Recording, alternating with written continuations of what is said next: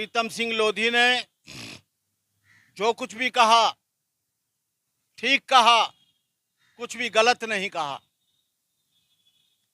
13 साल की बच्ची के साथ बलात्कार होता है, लेकिन उसकी रिपोर्ट नहीं ली जाती है।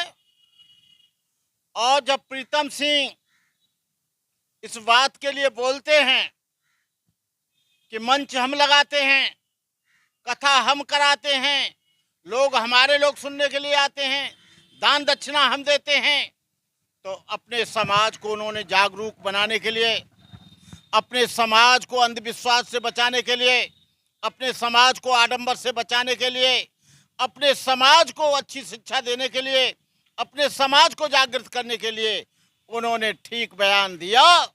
और दूसरा ये है कि अधिकतर जो भी कथा भागवत होती हैं या जितने भी कांवर आती हैं या जितने भी धार्मिक आयोजन होते हैं, जितने भी धार्मिक अनुष्ठान होते हैं, उसमें बैकवर्ड का, ओबीसी का 99% योगदान रहता है।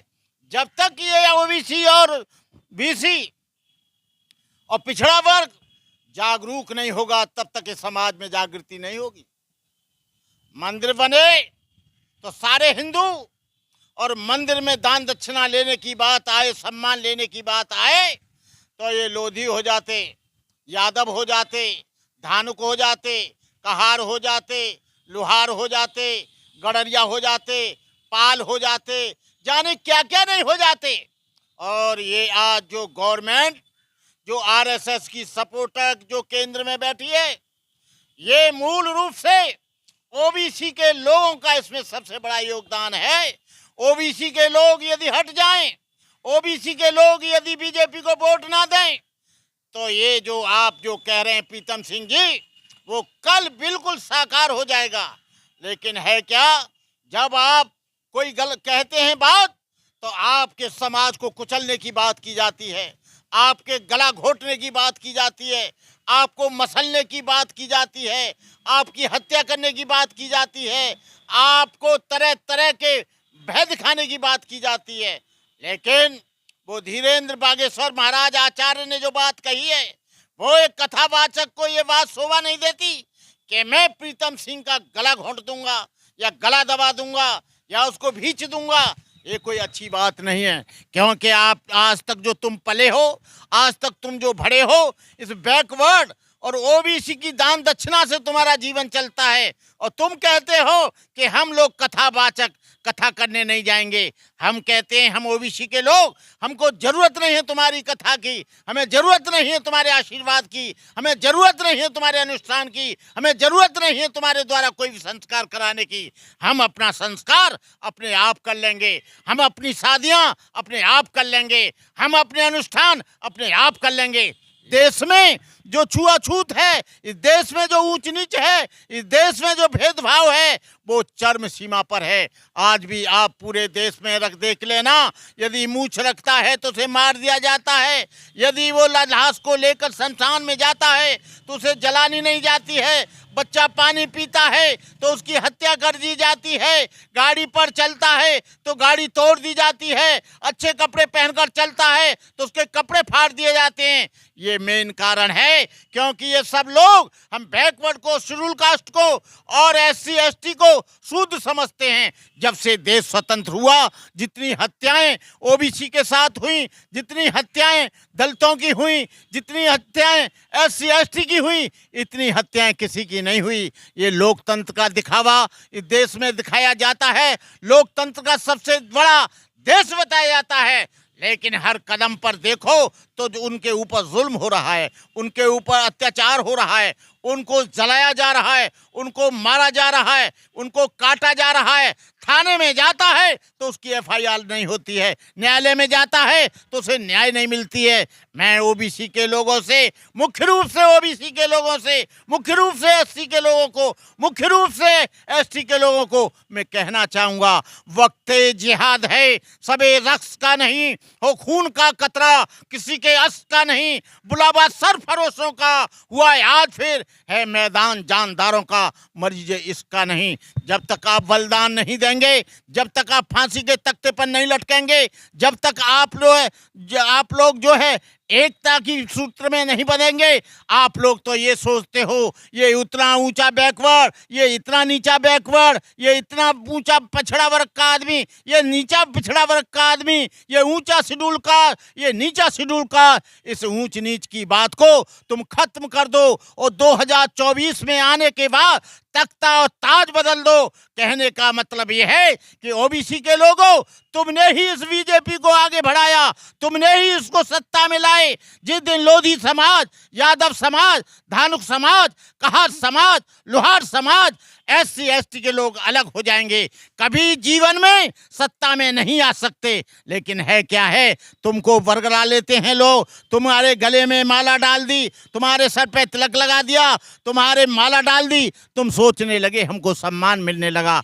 लेकिन आपको पता होना चाहिए कि जितना जुल्म तुम पर होता है, अत्याचार तुम पर होता है, जेल खाने जितने भी भरे हैं वो तुम्हारी वजह से भरे हैं। कहने का मतलब ये है, अपने स्वाभिमान के लिए, अपनी आत्मसम्मान के लिए, अपनी बहन बेटियों की रक्षा के लिए, अपनी शिक्षा के लिए, अपने रोजगार के लिए तुम्हारे लिए और कोई संघर्ष करने नहीं आएगा, वो तुमको स्वयं करना पड़ेगा। FIR तुम्हारी रिपोर्ट नहीं होगी, लेकिन FIR थाने में मत कराओ, न्यायालय में मत जाओ, उसका स्वयं अपने आप समाधान ढूंढने की कोशिश करो, ताकि आपके ऊपर जुल्म रुक जाए, अत्याचार रुक जाए। आपको हर जुल्म को इनकाउंटर करना पड़ेगा, आपको हर जुल्म का प्रतिशोध करना पड़ेगा, आपको हर जुल्म का, अत्याचार का पूरी तरह से प्रतिशोध करना पड़ेगा। ये मैं कहना चाहता हूँ ओबीसी के लोगों से, मैं सुनना चाहता हूँ। आज आपको बता दूं, ओबीसी के लोगों को चुन चुन कर जेल में डाला जा रहा है,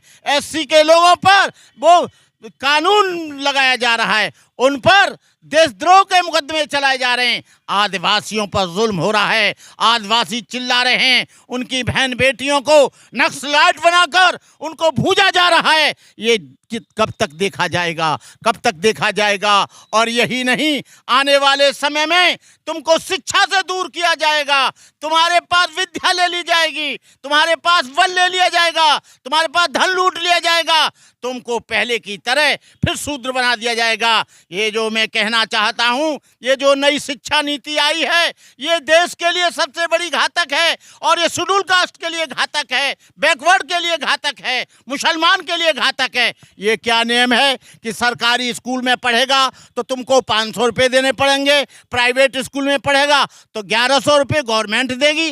अरे तुम 1100 रुपये जो प्राइवेट स्कूल में देना चाहते हो, उसको सरकारी स्कूल में 500 रुपया क्यों नहीं देना चाहते हो? लेकिन ये देखना चाहते हैं, जैसे BSNL को ख़त्म किया, पहले जियो वाले ने मुफ्त में आपको रिचार्ज कराया गया, आपको रिचार्ज कराने के बाद लगातार आप लोग उसी के नंबर लेते रहे, लगातार आप उसी के सारे फ़ोन लेते रहे, लगातार आपने उसको रिचार्ज कराने के लिए, जब BSNL ख़त्म हो गया तो आपको आज 800, 900 और 1100 का, ये 4 महीने के लिए, 3 महीने के लिए अब आपको देना पड़ता है, आपको रिचार्ज कराना पड़ता है। BSNL ख़त्म हो गया। इसी तरह से आप जब प्राइवेट स्कूल में 1100 रुपया गवर्नमेंट देगी, आप पढ़ाएंगे तो आपके सारे स्कूल खत्म हो जाएंगे, और ये 1100 रुपया अडानी और अंबानी के स्कूलों को देंगे।